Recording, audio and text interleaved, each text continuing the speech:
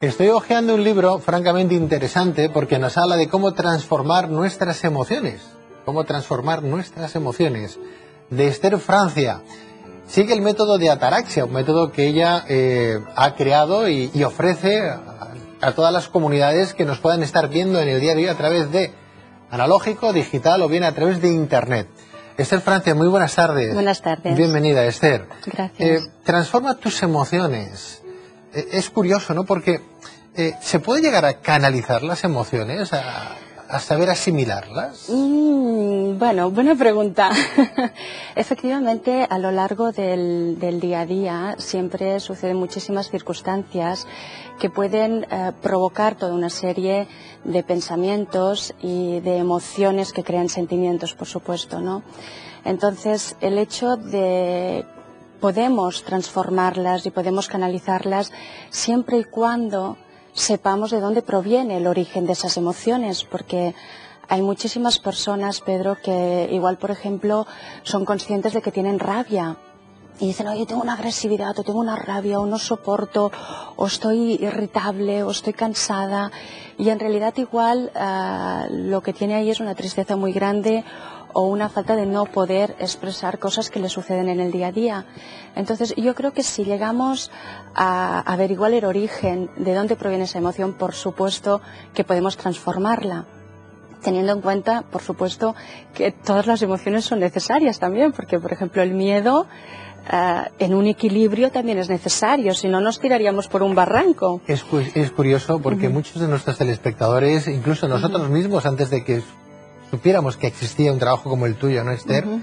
Hay personas que somatizan enfermedades, o sea, podemos tener un dolor, una gastritis, un dolor de estómago, un problema renal, simplemente porque no hemos sabido atender bien a una emoción, a esas emociones que no hemos podido canalizar, transformar, asimilar, sobre todo sería la palabra correcta, y esas emociones que no hemos sabido asimilar generan una enfermedad. Exactamente. Esto es importante que lo leemos en tu libro, lo provocas también en tu trabajo cuando hablas con tu gente, no solamente desde Ataraxia, sino desde el punto de vista como psicóloga, ¿no? Exacto. ¿Cómo ayudar a la gente que nos esté escuchando que esté en un proceso de duelo, por ejemplo? Hemos perdido a alguien muy querido, nos han abandonado, nos han dejado, no asumimos a lo mejor una culpa que tenemos con un familiar.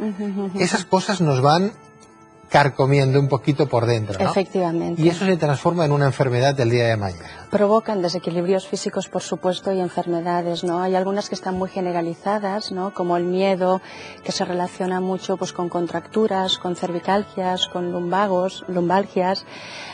Los sentimientos de culpa, por ejemplo, que hablabas anteriormente, y que además, efectivamente, hay muchísimas personas que sufren de sentimientos de culpa sin ningún motivo ni ninguna razón, ¿no?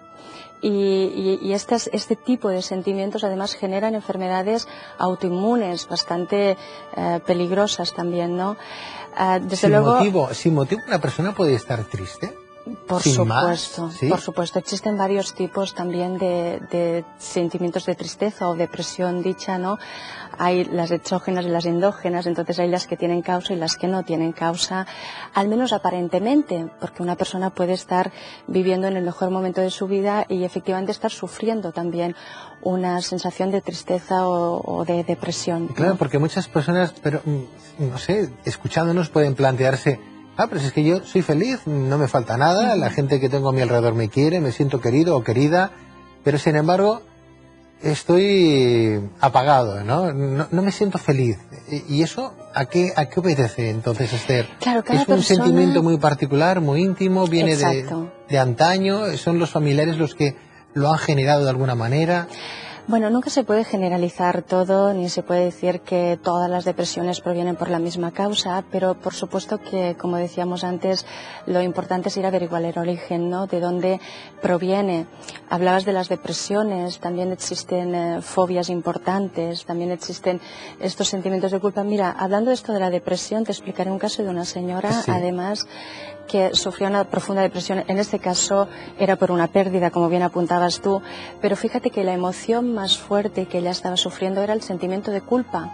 Le había comprado una moto a su hijo cuando era el cumpleaños, Lamentablemente su hijo tuvo un accidente, quedó inválido, y ella, la tristeza era lo que se veía de fuera, pero en realidad estaba viviendo un sentimiento de culpa muy importante que además le estaba empezando a generar ya una enfermedad, pues estábamos hablando de un cáncer, ¿no?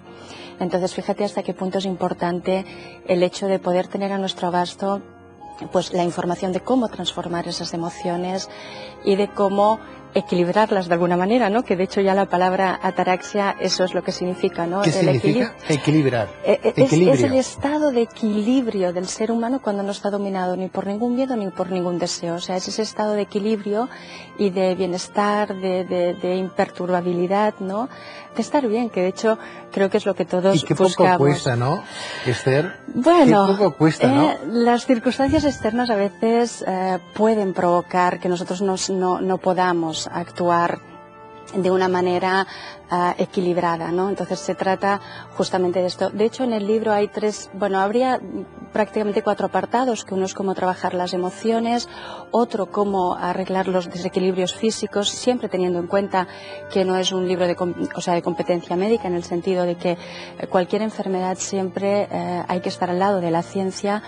Y luego también cómo rescatar las capacidades de las personas, porque hay muchísimas personas también que pueden sufrir tristezas justamente por este tipo de problemas, ¿no? De que no han acabado de encontrar qué es lo que les gusta hacer o no están haciendo lo que les gustaría, igual porque tampoco saben que son capaces de hacerlo. Ahí sí que tiene que ver todas las experiencias que hemos vivido en el pasado, ¿no? Experiencias incluso familiares, porque... Exacto.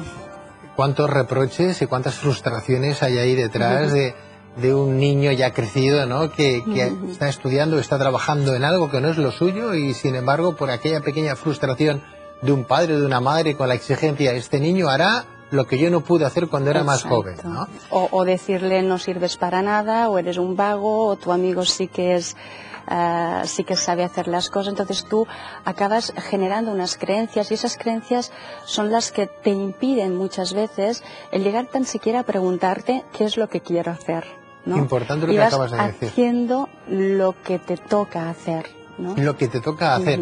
¿Cuántas mamás o cuántos papás están acostumbrados, y digo, están acostumbrados entrecomillado, porque no lo dicen todos los papás ni todas las mamás, evidentemente, le dicen a los hijos, no sabes hacer nada, eres un vago, mil cosas simplemente para aquella frustración que a lo mejor ha tenido el padre o la madre cuando era más joven, ¿no?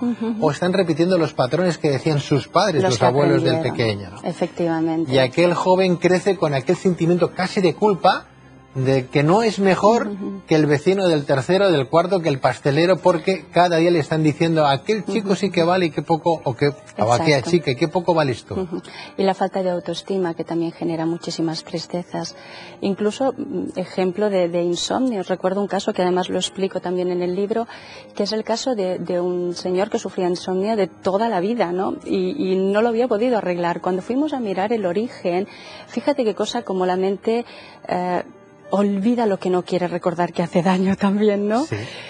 Afortunadamente, pero claro, va generando una serie de actitudes. Entonces, este chico recordó que cuando era muy pequeñito, el padre lo obligaba a estudiar y lo puso castigado de cara a la pared con los libros en las manos, aguantando los libros. Entonces, claro, si se quedaba dormido, el padre lo pegaba.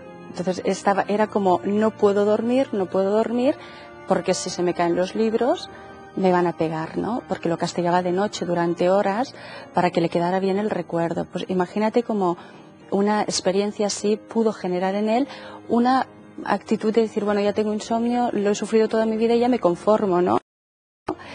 Y yo creo que es importante el hecho de no conformarse con aquellas cosas que no nos gustan, e intentar transformarlas y cambiarlas.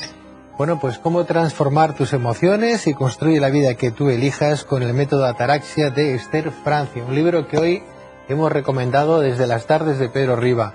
Esther, muchísimas gracias. Gracias a todos vosotros. Por ese trabajo, fantástico trabajo, ¿eh? Gracias. ¿Cuántos años de trabajo hay aquí detrás, Pues mira, de investigación más de 15 años. Fíjate, se nota, se aprecia cuando uno lo lee, ¿eh? Gracias. Muchísimas gracias, y hasta Pedro, siempre. y a todos vosotros. Gracias, muy buenas tardes. Hasta luego.